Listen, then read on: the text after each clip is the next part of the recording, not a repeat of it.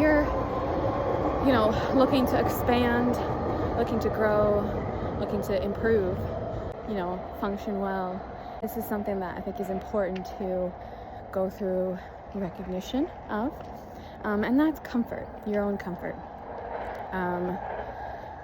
Understanding it, identifying it, because you can't really do anything successfully if you are not feeling good on an inner level. So we can try and be outwardly amazing, but if we don't feel inwardly amazing, our results are not going to be as amazing as they could be.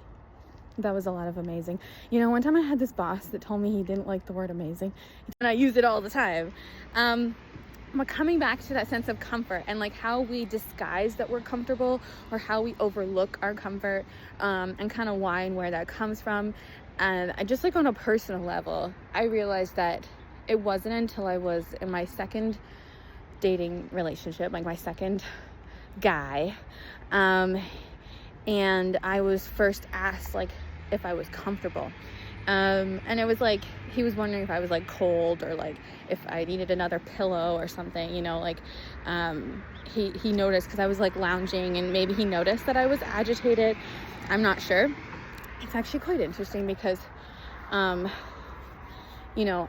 all of my life I had kind of put up with a lot of discomfort, because to me, since I was very young, I was kind of shown that my comfort isn't the priority, and that it's kind of better to just get comfortable with discomfort, because being uncomfortable with discomfort is a hard life when your life is full of discomfort. So from a very young age, I was shown that it's better to just kind of become comfortable and adaptable with anything and not really ask for much, and so that's kind of how I operated a lot in my life. And then I was around a lot of narcissism, narcissistic behaviors and stuff, and I just always felt whatever. I put up with a lot of discomfort, and then I got to this point, and I was dating this person, and I think maybe he noticed my body language or something, and he was like, "Are you comfortable?" And it was a slap in my face, because it's such a simple thing. And I'm he's hosting me at his house, and of course he would be like, "Are you comfortable?"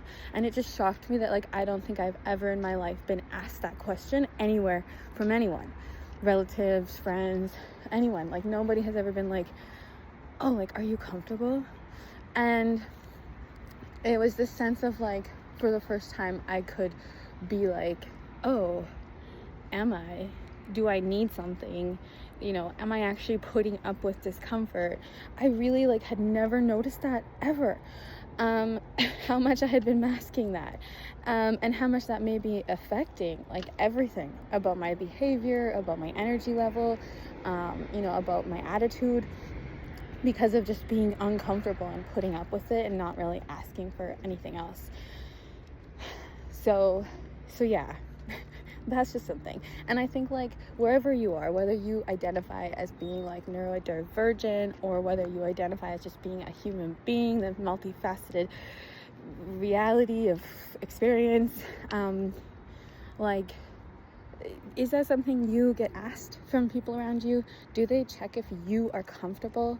Do they, do you ask yourself if you're comfortable?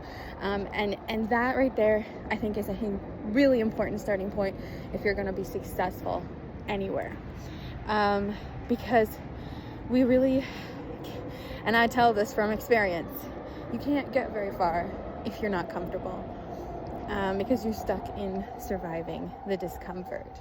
So the first thing you need to do is find what comfortable looks like for you, and realize if the people around you and the places around you are providing that or taking away from that.